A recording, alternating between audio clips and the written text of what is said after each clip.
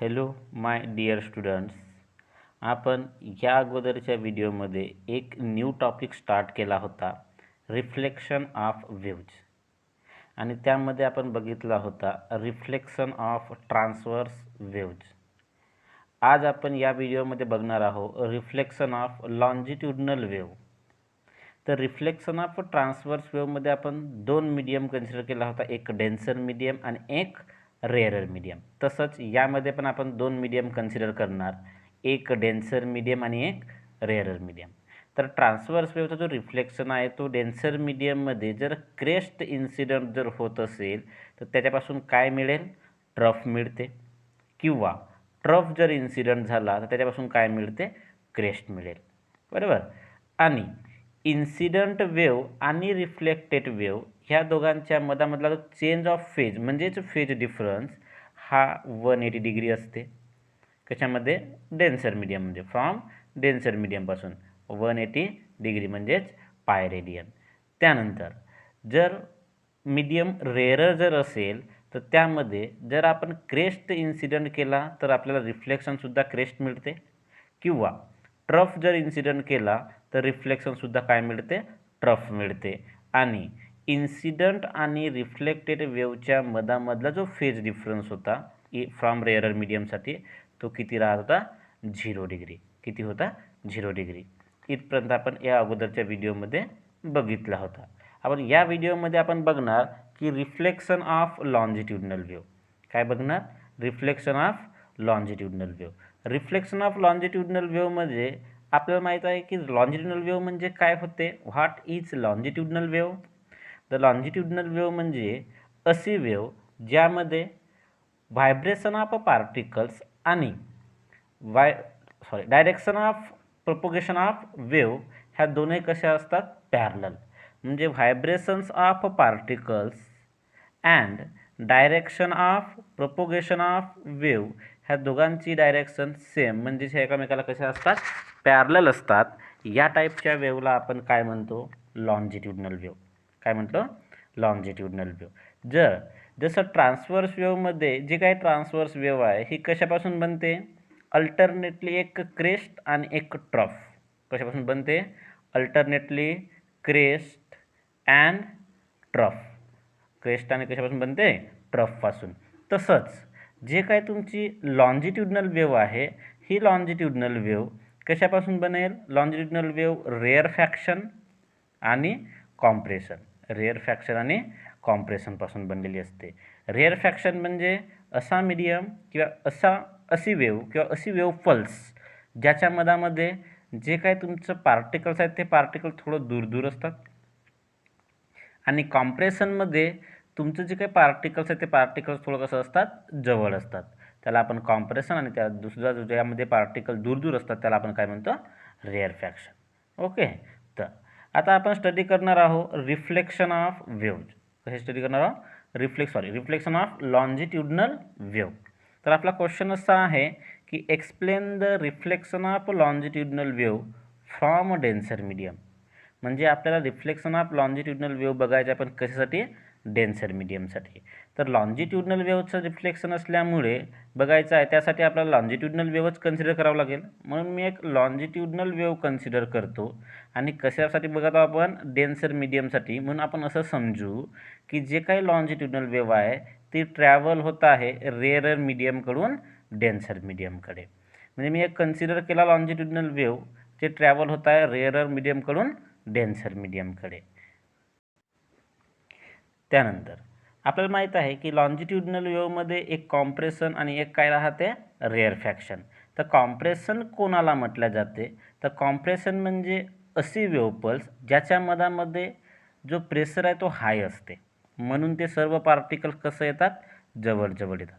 हा जो रिजन आहे हा कॉम्प्रेशन आहे. याच्या मधामध्ये पार्टिकल जवळ येतात. तर पार्टिकल जवळ असण्याचं कारण काय आहे की त्यामधला म्हणजे जो काही रिजन आहे त्या रिजनमधला प्रेशर कसा असते? हाय असते, जास्त प्रेशर असते, म्हणून ते पार्टिकल जवळ येतात. म्हणून आपण त्याला काय म्हणतो? कॉम्प्रेशन. आणि ज्या रिजनमध्ये तुमचं जे काही प्रेशर आहे तो प्रेशर लो असते, म्हणजे तुमचं पार्टिकल्स दूर राहू शकतात प्रेशर लो असल्यामुळे. तर त्या टाईपच्या वेव्ह पल्सला म्हटले जाते रेअर फॅक्शन. त्याला काय म्हणतो आपण? Rare faction. तर आपण असं कन्सिडर केला की एक वेव्ह आहे. कोणती वेव्ह? लॉन्जिट्युडनल वेव्ह, जी रेअर मीडियमकडून कोणाकडे जात आहे? डेन्सर मीडियमकडे. डेन्सर मीडियम म्हणजे कोणता मीडियम? डेन्सर मीडियम म्हणजे असा मीडियम ज्या मीडियममध्ये जे काही पार्टिकल्स, ते पार्टिकल्स फिक्स्ड असतात आणि डेन्स असतात, जवळजवळ असतात. त्या टाईपच्या मीडियमला आपण काय म्हणतो? Denser medium. जशी वॉल आहे की नाही, वॉलला आपण काय म्हणू? Denser medium. चला, तर या ठिकाणी तुम्ही आहात. हा काय झाला? तुम्ही आहात आणि तुम्ही साऊंड क्रिएट करत आहात, ओरडत आहात. साऊंड क्रिएट कराल तर तुमच्या साऊंड वेव्ह बाहेर निघेल. साऊंड वेव्ह म्हणजे असते तुमची लॉन्जिट्युडनल वेव्ह.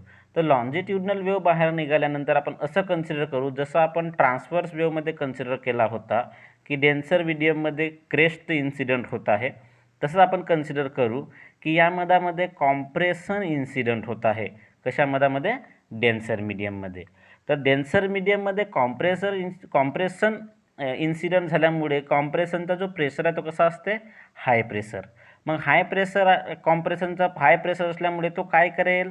हा पहिला पार्टिकल दुसऱ्या पार्टिकलला पुश करेल, दुसरा पार्टिकल तिसऱ्याला पुश करेल.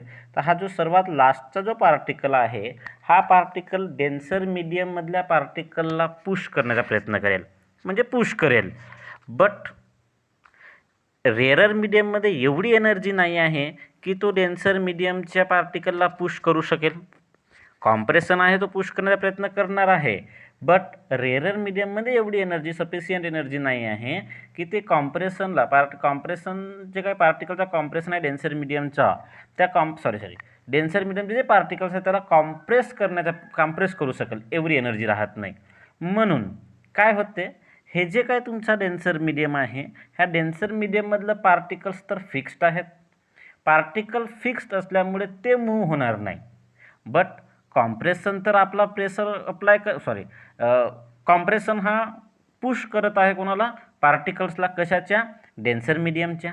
मग डेन्सर मीडियमच्या पार्टिकल्सला जर कॉम्प्रेशन पुश करत जर असेल, याचा अर्थ ते पार्टिकल दूर जायला पाहिजे होतं.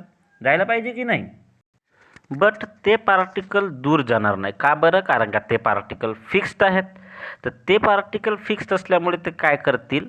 जेवढा लॉन्जिट्युडनल वेव्ह फोर्स अप्लाय करेल वॉलवर, ते पार्टिकलसुद्धा तेवढाच फोर्स अप्लाय करतील वेव्हवर. कारण की ते पार्टिकल फिक्स्ड आहेत, त्यांच्यामुळे तो equal and opposite reaction apply करतील पार्टिकल्स. आणि इक्वल अँड अपोजिट रिॲक्शन तयार झाल्यामुळे, अप्लाय केल्यामुळे, ते जे काही पार्टिकल्स आहेत, म्हणजे जे वेव्ह आहे ते वेव्ह रिटर्न येईल. ते वेव्ह काय येईल? रिटर्न. तर यामध्ये असं होते की कॉम्प्रेशनचा जो काही रिफ्लेक्शन आहे तो कॉम्प्रेशनच मिळतो. कॉम्प्रेशनचा रिफ्लेक्शन काय मिळेल? कॉम्प्रेशनच मिळेल. तर यामध्ये कॉम्प्रेशनचा कॉम्प्रेशन जर का समजा इथे रेअर फॅक्शन जर असता, तर रेअर फॅक्शनचा रिफ्लेक्शन काय आला असता? Rare faction. आता हा कसं होते तर लक्ष द्या. ॲक्च्युली काय होईल की तुमचे जे काही पार्टिकल्स आहेत, ते पार्टिकल्स याला पुश करण्याचा प्रयत्न करतील. कारण कॉम्प्रेशन आहे. समजा कॉम्प्रेशन आहे म्हणजे हाय प्रेशर आहे. हाय प्रेशर आहे म्हणजे फोर्स जास्त लागेल. जास्त लागत आहे तर ही जे वॉल आहे तुमची डेन्सर मीडियम आहे. हा काय समजू आपण? एक डेन्सर मीडियम आहे. हा डेन्सर मीडियममध्ये पार्टिकल्स फिक्स्ड आहेत. याच्यावर ही जे काही वेव्ह आहे हा कॉम्प्रेशन असल्यामुळे समजा 10 न्यूटनचा फोर्स लावत आहे. एक्झाम्पलमध्ये घेऊ आपण. एक 10 न्यूटनचा फोर्स लावत आहे. तर हे जे पार्टिकल फिक्स्ड पार्टिकल असल्यामुळे तेवढाच फोर्स त्या वेव्हवर लागेल आणि ही रिटर्नसुद्धा 10 न्यूटनच्या फोर्सनेच येईल. कशाने येईल? 10 न्यूटन. बिकॉज याच्यामधामधले जे पार्टिकल्स आहेत ते पार्टिकल्स फिक्स्ड पार्टिकल्स आहेत आणि ते पार्टिकल याच्यावर इक्वल अँड अपोजिट रिॲक्शन करतात. काय प्रोड्यूस करतात? Equal and opposite reaction. त्यामुळे यामध्ये जर कॉम्प्रेशन जर जाईल म्हणजे 10 न्यूटनचा फोर्स लागेल, त्याच्यावर 10 न्यूटनच अप्लाय होईल. तर रिफ्लेक्शनसुद्धा कसा येते? कॉम्प्रेशन्स येते. जर का समजा या ठिकाणी जर आपण फोर्स लावला 1 न्यूटनचा, जर समजा आपण रेअर फॅक्शन असेल तर कमी फोर्स लागेल कारण का त्याच्यामधला प्रेशरच कमी असते. 1 न्यूटनचा फोर्स लागला तर रिफ्लेक्शन हे कसा होईल? 1 न्यूटनचाच होईल. रिफ्लेक्शन कसा मिळेल? 1 न्यूटन. का बरं? कारण का तो जो काही पार्टिकल्स आहेत ते particles equal and opposite reaction produce करतात, म्हणून 1 न्यूटनचाच फोर्सने ते रिव्हर्स येईल कोण वेव्ह. म्हणून याच्यामध्ये काय होते, जर का समजा कॉम्प्रेशन इन्सिडेंट झाला तर रिफ्लेक्शनसुद्धा काय मिळते, कॉम्प्रेशनच मिळते, किंवा रेअर फॅक्शन इन्सिडेंट झाला तर रिफ्लेक्शनसुद्धा काय मिळते, रेअर फॅक्शनच मिळते. म्हणून रिफ्लेक्शन ऑफ ट्रान्सव्हर्स वेव्ह आणि रिफ्लेक्शन ऑफ लॉन्जिट्युडिनल वेव्ह दोन्ही एकमेकाच्या अपोजिट असतात. कसं असतात, अपोजिट. त्याच्यामध्ये क्रेस्टचा म्हणजे क्रेस्टचा रिफ्लेक्शन ट्रफ मिळत होता, याच्यामध्ये कॉम्प्रेशनचा रिफ्लेक्शन कॉम्प्रेशनच मिळेल, किंवा त्यामध्ये ट्रफचा रिफ्लेक्शन क्रेस्ट मिळत होता, याच्यामध्ये रेअर फॅक्शनचा रिफ्लेक्शन रेअर फॅक्शनच मिळेल. काय मिळेल, रेअर फॅक्शन. राहील लक्षात. त्यानंतर आपण ट्रान्सव्हर्स वेव्हमध्ये बघितला होता की जेव्हा वेव्ह रेअर मीडियमकडून डेन्सर मीडियमकडे जाईल तेव्हा त्यांच्या मधामधला जो काय फेज डिफरन्स आहे तो फेज डिफरन्स 180 डिग्री असते, बरोबर आहे. त्याच्या मधामधला जर चेंज ऑफ फेज म्हणजेच फेज डिफरन्स हा जर 180 डिग्री जर असे आहे, म्हणजे एवढं लक्षात ठेवा की वेव्ह ट्रान्सव्हर्स असो किंवा वेव्ह लॉन्जिट्युडनल असो, वेव्ह कोणतीच असो, लॉन्जिट्युडनली असेल तरी किंवा ट्रान्सव्हर्स वेव्ह जरी असेल तरी पण सुद्धा जर का वेव्ह रेअर मीडियममधून डेन्सर मीडियममध्ये जर जात असेल, त्यावेळी जर वेव्ह रेअर मीडियममधून डेन्सर मीडियममध्ये जात असेल तर त्यावेळी त्यांच्या मधामधला जो चेंज ऑफ फेज म्हणजे फेज डिफरन्स हा ऑलवेज किती राहते, 180 डिग्री. किती राहते, 180 डिग्री. राहील लक्षात. तर जेव्हा वेव्ह रेअर मीडियमवरून डेन्सर मीडियममध्ये जाते, मग ते लॉन्जिट्युडनल असो किंवा ट्रान्सव्हर्स वेव्ह असो, त्यांच्या मधामधला जो फेज डिफरन्स आहे तो फेज डिफरन्स ऑलवेज 180 डिग्री राहील. आणि ट्रान्सव्हर्स वेव्हमध्ये जर आपण क्रेस्ट इन्सिडेंट केला तर ट्रफ मिळते, ट्रफ इन्सिडेंट केला तर क्रेस्ट मिळते. लॉन्जिट्युडनल वेव्हमध्ये कॉम्प्रेशन इन्सिडेंट केला तर कॉम्प्रेशनच मिळेल, आणि रेअर फॅक्शन इन्सिडेंट केला तर रेअर फॅक्शनच मिळेल. तर इथून कंक्लुजन काय मिळेल आपल्याला ह्या रिफ्लेक्शन ऑफ लॉन्जिट्युडनल वेव्हचा, की आपण असं म्हणू शकतो की रिफ्लेक्शन ऑफ लॉन्जिट्युडनल वेव्ह जेव्हा ट्रॅव्हल होईल रेअर मीडियममधून डेन्सर मीडियममध्ये, म्हणजे जेव्हा तुमची लॉन्जिट्युडनल वेव्ह ही ट्रॅव्हल होईल डेन्सर मीडियममधून रेअर मीडियममधून डेन्सर मीडियममध्ये, लॉन्जिट्युडनल वेव्ह ट्रॅव्हल होईल रेअर मीडियममधून डेन्सर मीडियममध्ये, त्यावेळी कॉम्प्रेशनचा रिफ्लेक्शन कॉम्प्रेशन राहील, किंवा रेअर फॅक्शनचा रिफ्लेक्शन हा काय राहील, रेअर फॅक्शन राहील. आणि त्यांच्या मधामधला चेंज ऑफ फेज म्हणजेच फेज डिफरन्स हा किती राहील, 180 डिग्री. किती असते, 180 डिग्री. क्लिअर. काय कन्फ्युजन नाही, काय कन्फ्युजन नाही ना. ते एवढं लक्षात ठेवा की कॉम्प्रेशन इन्सिडेंट झाल्यामुळे आपण जे काही पार्टिकल्स आहेत ते पार्टिकल्स फोर्स अप्लाय म्हणजे हाय प्रेशरने फोर्स अप्लाय करतील डेन्सर मीडियमवर, म्हणजे ह्या डेन्सर मीडियमच्या पार्टिकलला पुश करण्याचा प्रयत्न करतील, या साईडला पुश करण्याचा प्रयत्न करतील, पण ते पुश होऊ शकत नाही, कारण का ते फिक्स्ड आहेत, कारण का तो डेन्सर मीडियम आहेत म्हणजे पार्टिकल फिक्स्ड असल्यामुळे ते पुश होणार नाही, समोर जाणार नाही. त्यामुळे ते जे पार्टिकल्स आहेत ते particles equal and opposite reaction करतात कशावर, वेव्हवर, आणि कॉम्प्रेशनचं रिफ्लेक्शन मग काय मिळते इकडे, कॉम्प्रेशनच मिळेल. जसं वॉल आहे आणि एक फुटबॉल, समजा फुटबॉल तुम्ही थ्रो केल्या वॉलकडे जेवढ्या जोरामध्ये तुम्ही फुटबॉल थ्रो कराल आणि तो जेवढ्या जोरामध्ये कॉन्टॅक्टमध्ये येईल वॉलच्या तेवढाच जोरामध्ये तो रिफ्लेक्ट होईल, बरोबर आहे की नाही. जेवढ्या जोरामध्ये तुमचा फुटबॉल आपटेल वॉलला तेवढ्याच जोरामध्ये तो फुटबॉल काय होईल, रिटर्न होईल. याचा मिनिंग काय, याचा जो काही मिनिंग आहे तो काय आहे, हाच आहे लॉन्जिट्युडनल वेव्हसारखाच, की वॉल म्हणजे डेन्सर मीडियम आणि तुम्ही जो बॉल थ्रो करत आहात तो समजा वेव्ह आहे. जेव्हा बॉल वॉलच्या जवळ जाईल, जेव्हा जो फुटबॉल आहे तो वॉलच्या जवळ जाईल तेव्हा त्या वेव्हचा कॉम्प्रेशन होईल, आणि जेवढ्या जोरामध्ये तो जाईल तेवढ्याच जोराने तो रिटर्न येईल. का बरं, कारण का ते वॉलचं पार्टिकल फिक्स्ड असल्यामुळे त्याच्यावर काय लागते, इक्वल अँड अपोजिट रिॲक्शन. त्यामुळे ते पार्टिकल्स जे आहेत ते पार्टिकल्स मूव्ह होऊ शकत नाही, आणि ते equal and opposite reaction produce करून त्या वॉलपासून दूर म्हणजे रिफ्लेक्ट करतील तेवढ्या स्पीडने जेवढ्या स्पीडने तो स्ट्राईक होईल त्या वॉलला. राहील लक्षात. तर असा होता तुमचा reflection of longitudinal wave from denser medium. Denser medium. Right, लक्षात? क्लिअर? ओके. त्यानंतर तुमचा नेक्स्ट क्वेश्चन असा आहे की the reflection of longitudinal wave from rarer medium. तर ट्रान्सवर्स वेव्ह जेव्हा रेअरर मीडियमकडे जात होती तेव्हा त्याच्यामध्ये काय मिळत होता? क्रेस्ट इन्सिडेंट झाला तर रिफ्लेक्शनसुद्धा क्रेस्ट, ट्रफ इन्सिडेंट झाला तर रिफ्लेक्शनसुद्धा ट्रफ, आणि यांच्या मधामधला जो फेज डिफरन्स होता किती राहत होता?